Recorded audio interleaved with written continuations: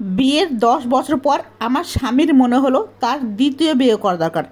আমি খুব অবাক হলাম আর দেখলাম এতে আমার শাশুড়ির পূর্ণ সমর্থন রয়েছে। আমার 2 সন্তান রয়েছে।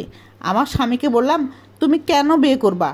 আমাদের কিসের অভাব রয়েছে বলো তো? তখন আমার স্বামী বলে, এখন আমি অনেক টাকা ইনকাম করতেছি, আমি আরেকটা বিয়ে করব, তাতে তোমার সমস্যা? যখন আমার বিয়ে হয়েছিল তখন আমার স্বামীর বেতন ছিল মাত্র 15,000 টাকা। এখন সে পদোন্নতি পেতে পেতে তার বেতন প্রায় 1 লক্ষ টাকা ছাড়িয়ে গেছে। আর এখন ভাবতেই অবাক লাগে, এই স্বামীর জন্যই না আমি নামাজে বসে পড়ে পড়ে কতই না কেঁদেছি। যে শাশুড়ির দিন রাত এতই সেবা যত্ন করি, সেই শাশুড়ি বলে আমার ছেলে কি এখন টাকার অভাব রয়েছে?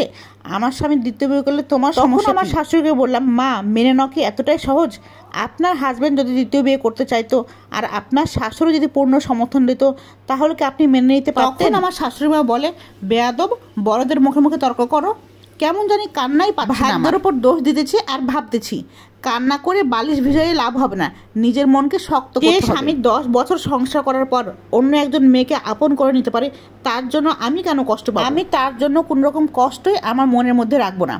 রাত প্রায় বাজে 11টা, আমার স্বামী বাইরে থেকে ফিরলো। আমি তার জন্য না খেয়ে বসে আছি। সে আমার দিকে ফিরেও তাকালো না, সোজা অন্য রুমে চলে গেল। দেখি হেসে হেসে মোবাইলে কার সাথে যেন কথা বলতেছে, নিশ্চয়ই ওই মেয়েটির সাথে কথা বলতেছে। তখন আমার শাশুড়ি মা আহ্লাদ করে বলতেছে, বাবা তুই কার সাথে কথা বলতেছিস? তখন আমার স্বামী বলে, মা তোমার নতুন বৌমার সাথে কথা বলতেছি। তখন আমার শাশুড়ি মা যেন আহ্লাদ আরো বেড়ে যায়। সে বলে, দে দে আমার সাথে কথা বলতে দে, আমি একটু কথা বলি। কি যে আদর মেশানো ডাক, যেটা 10 বছরে আমি একদিনও শুনে নাই। আমি তো শুনে অবাক হয়ে গেছিলাম। এরপর আমার স্বামী আমার কাছে এসে বলে, আমাকে ভাত দাও। তখন আমি আমার স্বামীকে বলি, আমি তোমাকে ভাত দিতে পারবো না, তোমার মা আছে, তোমার মাকে ডেকে বলো।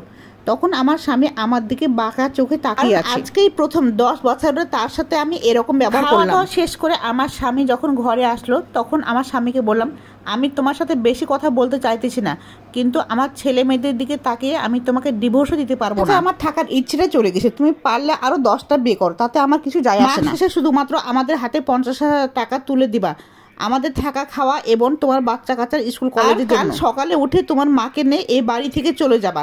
যদি বেশি বাড়াবাড়ি করো তাহলে কিন্তু আমি তোমার নামে মামলা মোকদ্দমা করতে দ্বিতীয়বার। আমি আমার সন্তানদের নিয়ে খুব ভালো থাকবো, আর তুমি ঘন ঘন আমাদের এখানে আসবে না।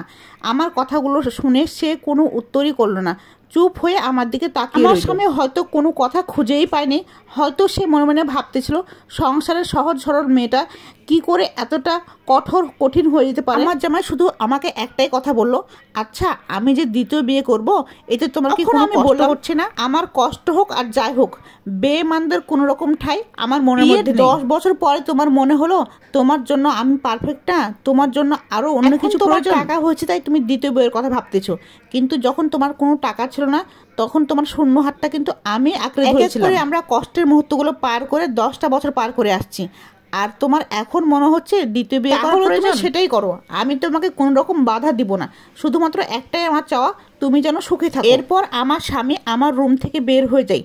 পরের দিন সকালবেলা আমার স্বামী আমার কাছে আসে। উনি বললেন, আমি সারা রাত ধরে অনেক চিন্তা ভাবনা করেছি, আমি যে কাজটা করতে যাচ্ছি সেটা ভুল করতে যাচ্ছি, আমার ভুল হয়েছে, তুমি আমাকে ক্ষমা করে দাও। অনেক রকমভাবে আমাকে রিকোয়েস্ট করলো। তারপর আমার আর কি করার, আমার যেহেতু 2টা বাচ্চা রয়েছে তাদের মুখের দিকে তাকিয়ে তাকে ক্ষমা করে দিলাম। এটা ছিল ফেসবুকের পরিচিত আমার এক আপুর জীবনের কাহিনী। কাহিনীটি কেমন লাগলো কমেন্টে সবাই জানাবেন। ভালো লাগলে লাইক কমেন্ট শেয়ার করে পাশে থাকবেন। ধন্যবাদ সবাইকে।